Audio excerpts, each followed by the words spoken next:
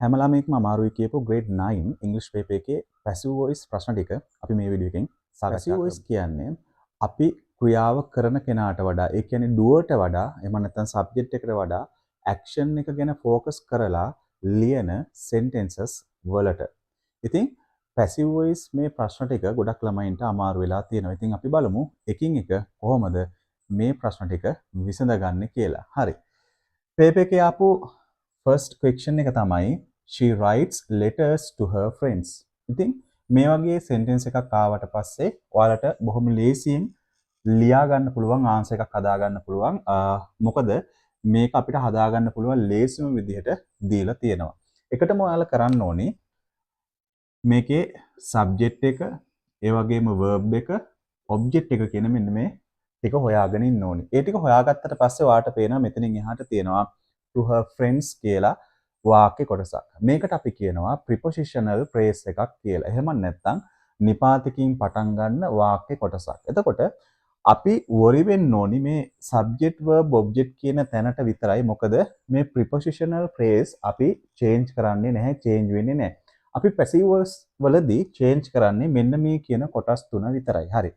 තව එක දෙයක් තමයි අපි passive voice වලට අපි sentence එකක් හරවනකොට එහෙම නැත්නම් change කරනකොට අපි මෙන්න මේ කියන පොඩි දේ මතක තියාගන්න ඕනේ. ඒ තමයි අපි object එක මුලට අරගෙන be verb එකේ තියෙන helping verb එකක් දාලා තමයි අපි verb එකේ 3 එක දාලා අදාළ sentence එක passive වලට හදාගන්නේ. හරි අපි බලමු.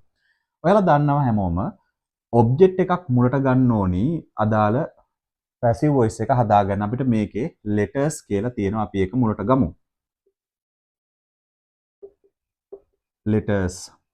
letters කියලා තියෙනවා. ඒ වගේම මෙතන තියෙනවා writes කියලා. writes කිව්වහම අපි දන්නවා මේක ඇවිල්ලා simple present tense එකේ sentence එකක්. එතකොට මේක තියෙන්නේ වර්තමාන කාලේ. එහෙනම් අපි passive voice වලට object එක මුලට අරගෙන මේක වර්තමාන කාලෙන් present එකෙන් තියෙන නිසා අපි be verb එකේ present එකෙන් මේක ලියන්න ඕනේ. එහෙනම් අපිට helping verb තුනක් තියෙනවා. ඒ තමයි am is are කියලා කියන්නේ. එතකොට මේ am is are කියන මේ helping verb තුනෙන් අපිට මෙතනට දාන්න පුළුවන් are කියන එක. ඒක reason එක තමයි මෙතන letters කියලා plural noun එකක් තියෙන්නේ. එහෙම නැත්නම් අපේ object එක බහුවචන. එහෙනම් මම දානවා are.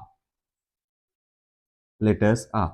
ඊළඟට ඔයාලා දන්නවා verb එකක් වුණාම ඒ verb එකේ තුන්වෙනි එක තමයි අපි ලියන්න ඕනේ. එහෙනම් write කියන එකේ තුන්වෙනි එක තමයි written කියලා කියන්නේ.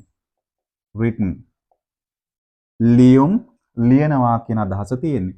දැන් අපිට පුළුවන් මේ කොහොමත් subject එක අපි දාන්නේ by කියන එකෙන් එහා පැත්තටනේ. by ලියලා තමයි අපි මේ subject එක දාන්නේ.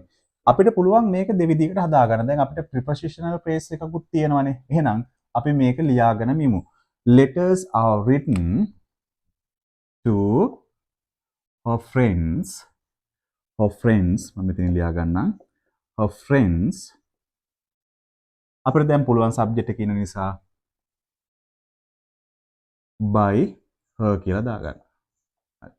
ඔන්න අපේ answer එක.